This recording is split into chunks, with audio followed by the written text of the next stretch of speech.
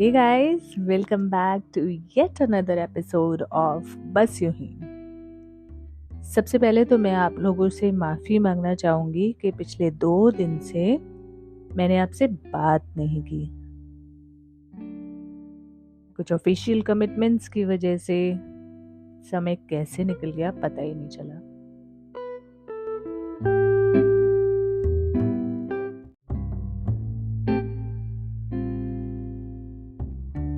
तो दोस्तों, इस ब्रेक के दौरान जब मैं आपसे बात नहीं कर पाई, मैंने आपको बहुत मिस किया। एंड आई होप आपने भी मुझे मिस किया होगा। ऐसे ही होता है शायद हमेशा हर रिश्ते में। जब हम रिलेशनशिप की बात करते हैं, जब हम रिश्तों की बात करते हैं, तो हमेशा ये एक रोमांटिक रिलेशनशिप के बारे में नहीं हो सकता। बड़ा ही एक्साइटिंग होता है शुरू का सफ़र। वो जो शुरू के 6 महीने होते हैं वो बहुत खूबसूरत होते हैं। तो कहते हैं कि अक्सर आपने ऐसा महसूस किया होगा, चाहे वो आपकी नई जॉब हो, आपका किसी दोस्त के साथ नया रिश्ता हो, या फिर कोई रोमांटिक रिलेशनशिप हो, या स्पेशली शादी हो। तो अक्सर लोगों को ऐसा कहते हुए सुना है, और हमने भी, इनफैक्ट मैंने भी मेरे रिलेशनशिप के शुरू के 6 महीने बाकी के 3.5 साल जैसे नहीं महसूस किए। मतलब एहसास शायद और ज़्यादा इंटेंस थे, पर शायद जिस तरीके से वो शुरू के 6-8 महीने निकलते हैं, जितनी खूबसूरती से, या साल कह लीजिए, धीरे धीरे चीज़ें बदलने लगती हैं। आई होप आपने कहीं ना कहीं ये चीज़ महसूस की होगी कि वो जो शुरू का चार्म होता है वो धीरे धीरे कम होने लगता है। इसका मतलब ये नहीं है कि वो इंटरेस्ट कम होने लगता है। कई ऐसे रिलेशनशिप्स हैं जहाँ पे बहुत लंबे रिश्ते होते हैं in terms of the time that people have spent with each other. पर हाँ, वो जो शुरू वाला द अर्ली फेज होता है ना, वो बहुत खूबसूरत होता है। उसमें हम अपना बेस्ट वर्जन दिखाते हैं और सब कुछ बहुत अच्छा चल रहा होता है। बहुत कोशिशें करते हैं एक दूसरे से मिलने की, एक दूसरे से बातें करने की, बहुत सारा टाइम देते हैं। और अक्सर ये बातें और ये डायलॉग जो मैं अब कहने वाली हूँ, हमने सुना होगा कि तुम बदल गए हो, अब तुम पहले जैसे नहीं रहे। तो ये कहाँ से आया?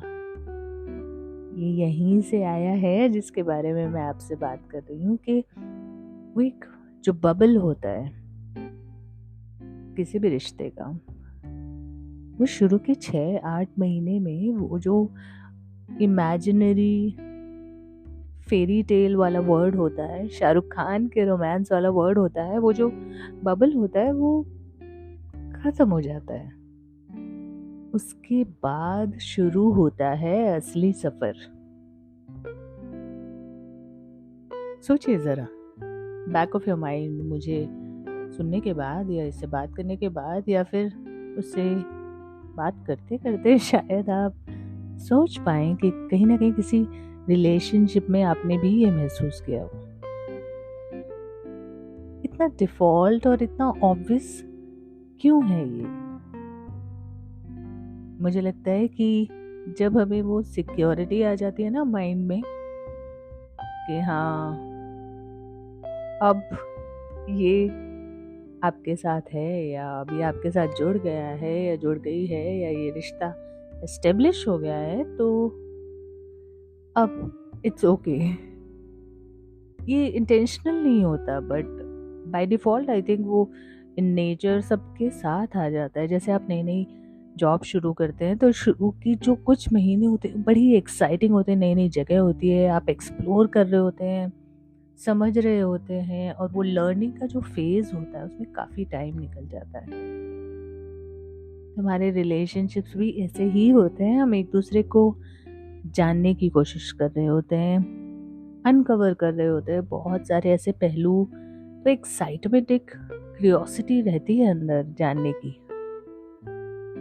तब तक वो एनर्जी लेवल अपने नेक्स्ट लेवल पे होता है। और जब हम एक दूसरे को जान लेते हैं तो सब्र आ जाता है कि अब आपने जान लिया है, पर ऐसा नहीं होना चाहिए कि जब आप सिक्योर हो गए हैं किसी रिश्ते में, चाहे वो आपकी जॉब हो या रोमांटिक रिलेशनशिप हो, तो उसके बाद वो एक्साइटमेंट खत्म नहीं हो जानी चाहिए। एक बहुत ही खूबसूरत सी लाइन मैंने सुनी थी कि प्यार को आदत बन जाना चाहिए। प्यार को आदत बन जाना चाहिए, पर आदत बनने के बाद प्यार कम नहीं होना चाहिए। जी हाँ, बिल्कुल बहुत ही करीब से दिल के ये लाइन मेरे निकली। जब किसी को आपकी आदत हो जाए या आपको किसी की आदत हो जाए, तो वो अच्छी आदत है, ये खूबसूरती कम नहीं होनी चाहिए। अगर आप उन्हें जान भी चुके हैं या वो आपको जान भी चुके हैं, बहुत सारे ऐसे पहलू हैं जो हम डिस्कवर कर सकते हैं। बहुत सारी ऐसी चीजें हैं शायद जो हम नई क्रिएट कर सकते हैं,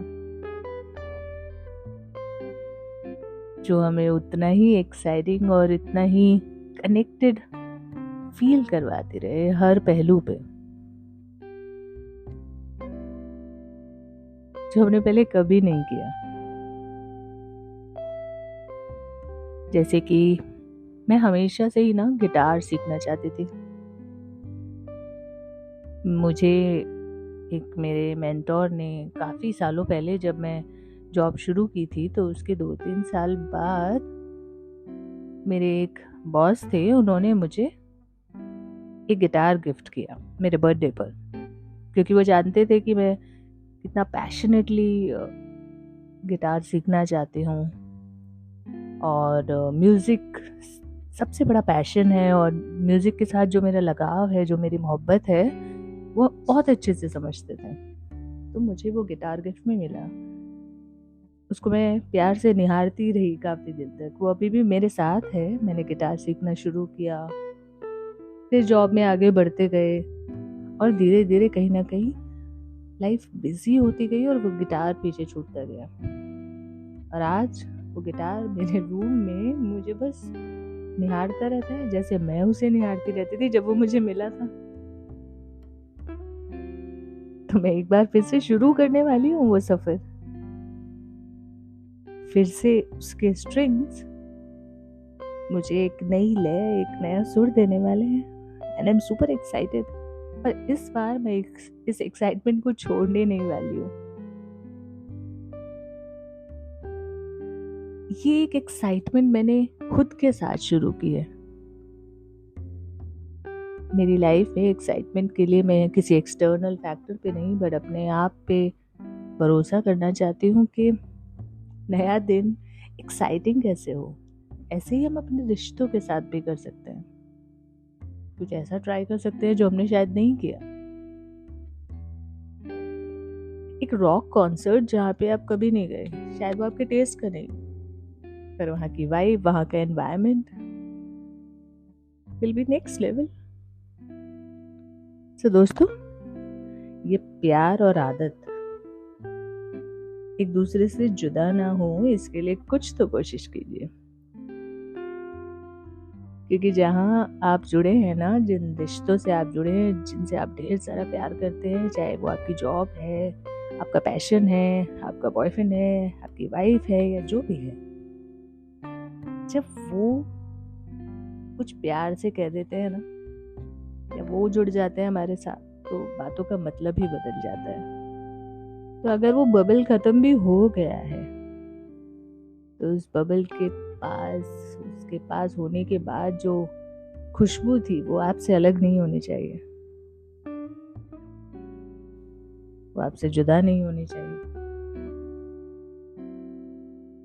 इसीलिए आज के इस एपिसोड में मैं आपसे कहूंगी कि आप कुछ ऐसा ढूंढिए जो आपका आपसे फिर से इंट्रोडक्शन करा सके, जो आपका आपके रिश्तों में फिर से कुछ नयापन ला सके, या फिर कुछ ऐसा जो आपने आज तक कभी ट्राई नहीं किया। तो वो रिलेशनशिप चाहे आपका खुद के साथ है, या आपके पार्टनर के साथ है, या आपकी जॉब के साथ है, या आपके बॉस के साथ है, जिसके भी साथ है, कुछ नया कीजिए, कुछ ट्राई कीजिए। और जब आप यहाँ तक पहुंच जाएंगे तो आप अपने आप से मिल जाएंगे। तो लाइन कहूंगी इसके लिए, ये है वो उस मिसिंग लिंक के लिए मैं कहना चाहूंगी, उस मिसिंग स्पाइस के लिए मैं कहना चाहूंगी, जो हमारे चाहने वालों से, हमारे प्यार करने वालों से, हमारे पेरेंट्स से, हमारी जॉब से, या अपने आप से हमें मिला दे। तो कुछ यूं कहूंगी कि तू कहाँ है, मेरे पास आ। तू कहाँ है, मेरे पास आ। मैं कहाँ हूँ मुझे पता चले। दोस्तों, जो भी है जिसके आपके पास होने से आपको कंप्लीट फील होता है, कह दीजिए उसे जाके कि वो कहाँ है, आपके पास आ जाए। मैं आपसे कल मिलूंगी एक नई बात के साथ, कुछ और आपसे कहने। और अगर हमारी आदत जो मुझे आपकी हो रही है, आपको मेरी हो रही है, मुझे पता नहीं, अगर हो रही है, मैं ऐसा मान के चलती हूँ, तो प्लीज सब्सक्राइब कीजिए। और इम्पोर्टेंटली मुझे फीडबैक दीजिए, रेटिंग दीजिए, ताकि हम कनेक्टेड रहें और मुझे पता चलते रहे कि क्या है वो मिसिंग लिंक जो मुझे पूरा करना है। तो इसी उम्मीद के साथ कि आपके साथ मेरा आने वाला सफर हर नया दिन ढेर सारी एक्साइटमेंट और ढेर सारा प्यार लेके आएगा। I say good night to all of you. Take very good care of yourself, and I will see you tomorrow. Good night.